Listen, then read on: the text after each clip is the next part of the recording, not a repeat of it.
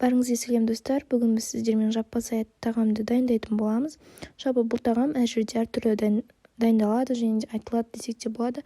Бізде жаппасай деп аталады. Жалпы бізге керек көкөністер пияз, болгар бұрышы, картоп, сәбіз және де осылардың барлығын кубик тәріздес етіп, майдалап етіп турайтын боламыз.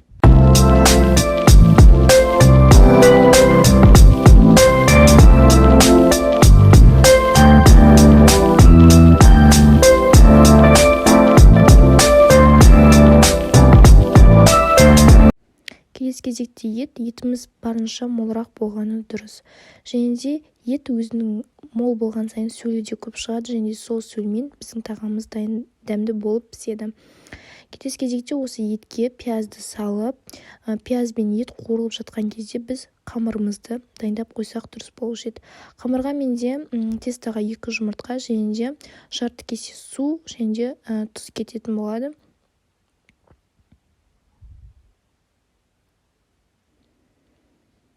Қамырымызды қатты етіп не болмаса жұмсақ етіп істеуімізге болмайды.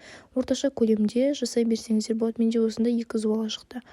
Ендігі қамырымыз дайындап тұрған кезінде, демалып тұрған кезінде біз болгар бұрышын, сәбізді, қызанақты қосып, барлығын араластырып, тұз дәмдеуіштерін сеуіп аламыз. Және де соңында картопты қосып, араластырып, суды орта көлемде етіп қойғандарыңыз дұрыс.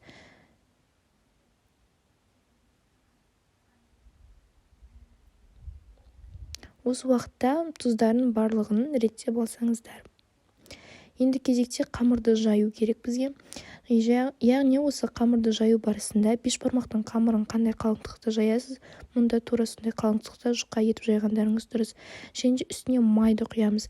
Май қаншалықты көп болған сайын біздің тестіміз қазір кескен уақытта, қазанға түскен уақытта олар жабыспайды бір-біріне.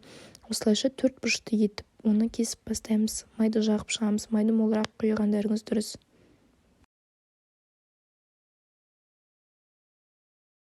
Біздің ендігі пісіп, қайнап тұрған дайын подливымызға жаңағы кескен қамырларымызды салып бастаймыз.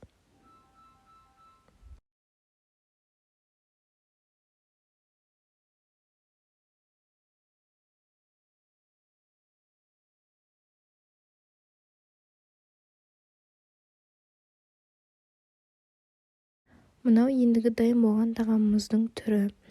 Және де тағам пісіп болған соң оны аккуратно алуларыңызды сұраймын. Менде қамырда май аз болып қалғандықтан олар бір-біріне кішігірім жабысып қалды.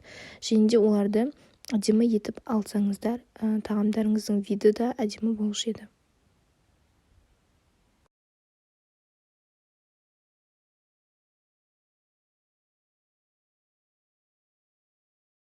Осылайша біздің тағамымыз дайын болды. Ас болсын.